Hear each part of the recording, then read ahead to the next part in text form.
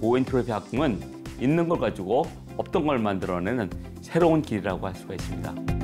감사합니다. 강하면서도 길게 늘어나는 합금을 설계해 21세기 신철기 시대를 이끄는 연구자.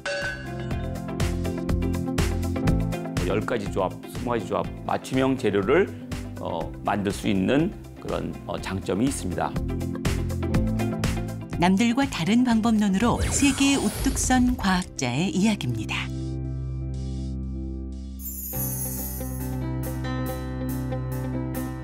경상북도 포항시. 실험실의 모습이 분주해 보입니다. 전통적인 금속 재료가 아니라 미래 신소재가 될 새로운 합금을 만드는 연구가 한창이기 때문인데요. 연구팀에서 새로 개발한 합금이 테스트를 기다리고 있습니다. 선생님, 이거 지금 뭐 하는 건가요? 이게? 네, 이거는 저희가 새로 개발한 하이엔트로피 알로이 합금으로서 얼마나 재료가 잘 늘어날 수 있는지 시성이 취약하지 않은지를 실험하는, 측정하는 인장시험 평가 실험입니다. 하중 시작. 80배속으로 관찰한 결과 금속이 쭉 길게 늘어나는데요. 지금 이 부분을 우리가 그 변형 구간이라고 합니다. 색깔이 빨간데 더 많이 변형이 되는 거고요. 재료가 잘 늘어나는 건 금속공학에서 매우 중요합니다. 재료가 이렇게 변형되다가 가운데 잘록하게 되는 그 네킹이라는 현상인데요. 만약에 건물이라면 이렇게 움직이다가 어느 순간 갑자기 뚝 끊어지는 건데 이것처럼 네킹이 일어나면 우리가 이제 판단할 수가 있습니다. 이 네킹이 일어나면 우리가 측정을 할 수가 있다는 거죠. 미리. 그러면 대처를 할 수가 있게 됩니다. 네킹 현상을 감지할 수 있는 합금 재료로 건물을 짓는다면 무너지기 전에 붕괴를 예측할 수 있는 전조 현상을 확인할 수 있어 안전한 대비가 가능합니다. 김영석 박사의 연구팀은 강도와 유연성 등이 뛰어난 고엔트로피 합금을 개발해 기존 소재의 한계를 극복하고 국제적으로 그 성과를 인정받았는데요. 세계 최초이자 독보적인 성과도 거뒀습니다. 이 재료가 초소성이 있냐 없냐를 판별할 때 연신율이 이제 500% 이상 나오는 소재를 이제 초소성 재료라고 하는데 저희 연구단에서 개발한 고엔트로피 합금 같은 경우는 그것을 훨씬 뛰어넘는 2000% 연신율을 달성하게 되었습니다. 약 1m의 금속이 20m까지 늘어날 수 있는 결과인데요. 연구팀의 성과는 지난해 과학학술 전문지 네이처 커뮤니케이션지에 실리며 그 활용 가능성에 큰 주목을 받았습니다. 우주항공 분야 같은 경우에는 이제 굉장히 복잡한 가스 터빈이나 이런 복잡한 형상을 금속 소재에 요구를 하게 되는데요. 이렇게 소재가 이제 변형이 쉽게 되는 경우에는 저희가 좀 더 원활하게 이 우주항공 소재 부품에 적용될 금속을 가공을 할 수가 있습니다. 우주 환경의 고온과 고압을 견뎌내야 하는 항공우주 부품은 용접이 까다롭고 형상도 복잡한데요. 초소성 재료를 이용하면 기존의 성형 공정으로 구현하기 어려운 부품을 한 번에 만들 수 있습니다. 기존 공정에서 걸리는 시간과 비용을 줄일 수 있다는 얘긴데요. 네, 전통적인 합금은 주 원소가 있고 그다음에 소량의 합금 원소들이 첨가됩니다. 예를 들면 철구리, 알루미늄, 망간은 같이 섞으면 안 되는 걸로 되어 있습니다. 특히나 비슷한 양은. 그래서 그걸 섞으면 보시듯이 주조할 때 균열이 생기든지 주조할 때 겉보기로서는 괜찮아도 그 다음 아변 공정이나 어떤 가공을 할 때 바로바로 다 크랙이 다 균열이 생깁니다. 반면에 고엔트로피 합금은 개념을 완전히 바꿔서 비슷한 양의 원소들을 첨가했을 때도 전혀 문제가 생기지 않고 균열이나 아니면 다른 기능상의 문제가 생기지 않고 오히려 성능이 굉장히 향상되는 재료입니다. 고엔트로피 합금이고요. 이건 일반적으로 많이 보이는 그냥 철강 재료입니다.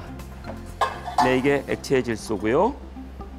액체 질소는 196도 영하로서 여기에 담궜다가 쟤를 이제 우리가 한번 망치로 때려봐서 두 개가 어떤 차이를 나타내는가를 한번 보여드리고자 합니다.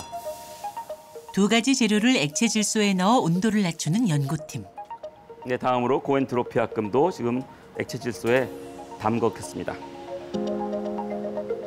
네, 시간을 재고 있습니다.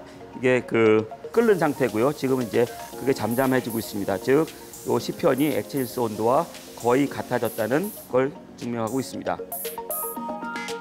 액체 질소에 담가 냉각시킨 금속을 차례로 꺼내서 망치로 깨보는데요. 일반 금속은 망치질 몇 번에 힘없이 깨져버리는 반면 연구팀이 만든 합금은 단단한 상태를 유지하고 있습니다.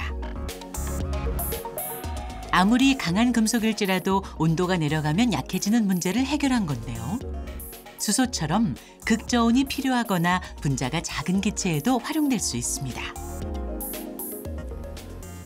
네, 여기 위에 보시면 공기, CO2, 헬륨, 질소, 아르곤 등의 기체들이 이 관을 통해서 우리가 이송하고 있습니다. 수소 사회가 되면 이제 수소를 관으로 이송하면 제일 좋겠는데요. 지금 현재 수소는 너무나 분자 사이즈가 작아서 금속을 침투하고 그래서 금속이 파괴가 될 가능성이 높습니다. 그래서 수소에 맞는 고엔트로피 합금을 개발하게 된다면 수소를 관을 통해서 이송하게 됩니다. 수소는 미래 에너지원으로 평가받고 있지만 일반적으로 고압 탱크를 이용하는 등 생산만큼이나 운반이 쉽지 않은데요. 그렇지만 수소 이송관을 만들 수 있는 고엔트로피 합금을 개발한다면 수소를 더욱 편리하게 사용할 수 있는 시대를 앞당길 수 있다고 합니다. 오늘은 산업의 패러다임을 바꿀 기대주 고엔트로피 합금을 만드는데요. 합금 성분 받았지? 그래, 그 포뮬러대로. 그 첫 단계로는 다양한 원소 재료를 계량합니다. 이때 정확하게 성분을 조절해야 하는데요. 오케이. 그 약간의 성분 차이가 크게 물성을 바꿀지 사실은 몰라서 저희가 굉장히 정밀하게 측정을 하고 있습니다. 그리고 도가니 안에 계량한 금속 재료를 차례로 넣어줍니다. 이 단계에서 또 한 가지 중요한 것이 있는데요. 마치 화분에 흙을 담을 때 입자에 따라 넣는 순서가 있는 것처럼 주조를 할 때도 마찬가지입니다. 주조를 할 때는 이제 아래쪽부터 도가니가 주로 가열이 되기 때문에 융점이 높은 금속부터 낮은 금속 순서대로 차례로 넣어줘야지 고른 조성을 가지는 인곳을 주조할 수 있습니다. 만약 순서가 달라진다면 도가니 위쪽에 있는 재료는 제대로 녹지 않아서 원하는 조성의 합금이 만들어지지 않기 때문이죠. 고정 부위를 잘 결합한 후에 전기 용광로에 넣고 가열하는데요. 이 장비 사양은 2000도까지 올라갈 수 있고요. 저희 이 설계한 합금은 한 1600도C에서 저희가 녹일 것입니다. 덩어리였던 금속은 시간이 지나면 녹아서 마그마처럼 끓는 액체가 됩니다. 완전히 다 녹으면 틀에 부어 굳히는데 이 과정은 기계가 자동으로 도와준다네요. 이게 되게 좋은 장비입니다. 이게 오토매틱으로 돼서 아니면 예전에는 지금도 또 다른 장비는 손으로 하거든요. 손으로 보면 뭐 빵꾸 안 나는 옷이 없습니다. 그냥 막 튀거든요. 멜트가. 그러면 청바지 같은 것도 불 나면 툭툭 털어버리고 많이 하게 되면 이제 익숙해지긴 한데 옷도 버릴 옷 입고 와야 됩니다. 근데 이거는 요즘 많이 세월이 좋아졌습니다. 장비의 발전으로 더욱 균일하고 재현성 있는 실험 결과를 얻을 수 있습니다. 장비가 열을 자동으로 식혀주는 이 과정에서 합금이 틀에 응고되는데요. 장갑을 껴도 뜨겁습니다. 장비에서 꺼낸 도가니를 다시 분리합니다. 그냥 부서져서 나올 수 있습니다. 올바른 배합을 지켜도 매번 성공하는 것만은 아닌 어려운 작업. 과연 오늘 실험 결과는 어떨까요? 네, 이제 지구상에 없던 새로운 고엔트로피 합금 신물질이 탄생한 순간입니다.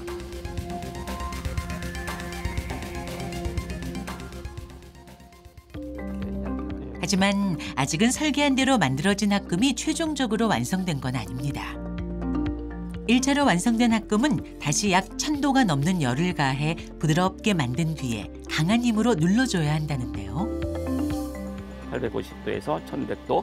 그러면 지금 이 재료가 충분히 연화됐기 때문에 이 압연기에 한 500톤 되는 압연기에서 얼마씩 리덕션이 되느냐를 조절할 것입니다. 지금은 이제 한 번에 15%씩 줄이는 것이고요. 겉으로는 아무런 이상이 없어 보여도 내부에는 혹시 모를 결함이 생길 수도 있기에 강한 힘으로 눌러서 결함을 제거하기 위한 필수 과정인데요. 밀가루 반죽을 방망이로 미는 것과 같은 원리로 원하는 두께가 될 때까지 롤의 간격을 좁히면서 수차례 반복하면 납작한 합금이 만들어집니다. 온도가 높긴 하지만 강성에 따라서 우리가 세팅하는 거대로 이 과정을 거치면 조직이나 성질이 우수한 합금을 만들 수 있는데요. 실제로 공정 전과 후를 비교했을 때 두께가 줄어든 것을 확인할 수 있었습니다. 마지막으로 전자현미경을 이용하면 미세 조직을 컬러 화면으로 관찰할 수 있는데요.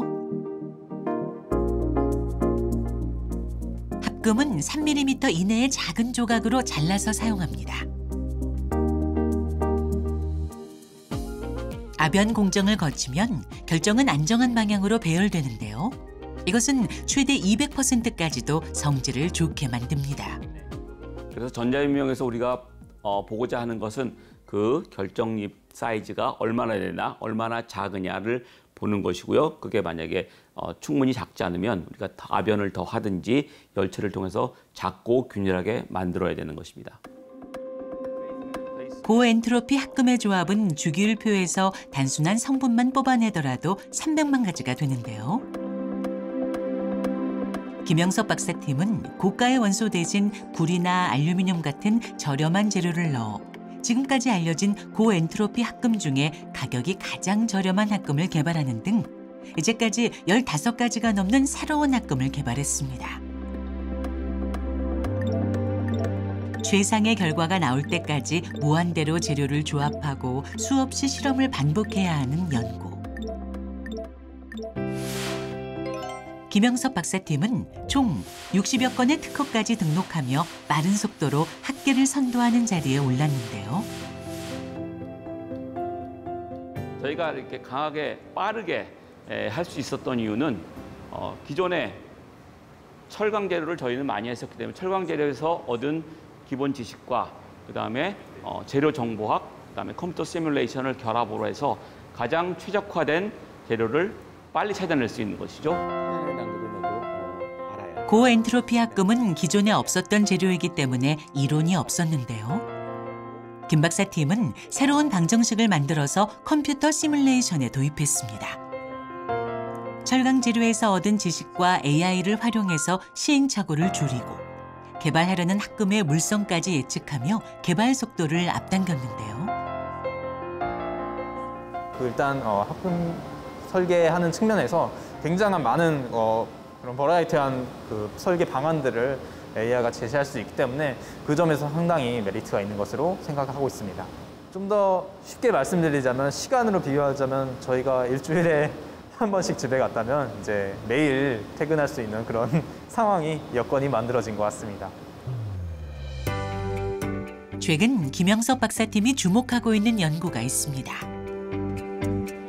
바로 고엔트로피 합금을 3D 프린팅에 접목하는 연구인데요. 기존 금속 재료와는 다른 큰 장점이 있기 때문입니다.